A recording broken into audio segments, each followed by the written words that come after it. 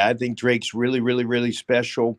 I think the trait that you love, just especially in light of our just finishing those discussions, is just his humility.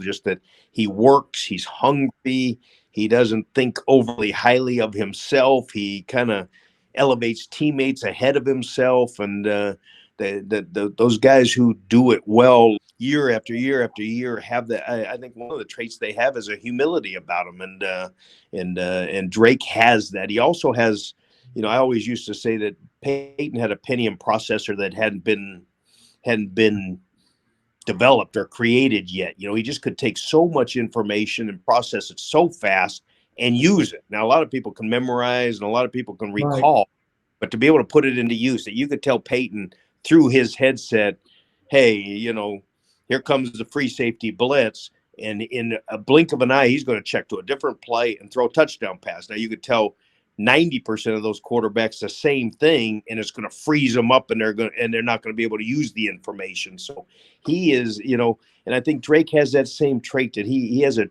ability to just process a lot of information extremely quickly.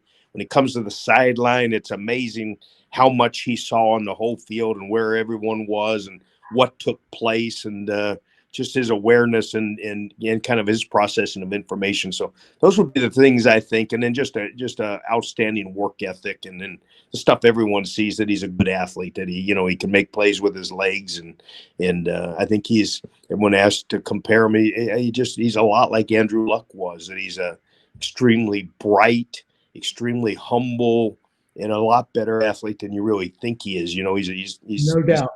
a good athlete that, Luck used to break through, and you'd think the linebackers or the safeties were going to run him down, and you just outrun them. And Drake's kind of the same thing. Someone may have an angle, and you just go, wow, he outran that guy. And so he's got a big future ahead of him. I think the other thing for the position is just what he had to do to adjust to losing his number one receiver. And, sometimes that'll throw a young guy for a loop. Even in the NFL, all of a sudden you lose your go-to guy.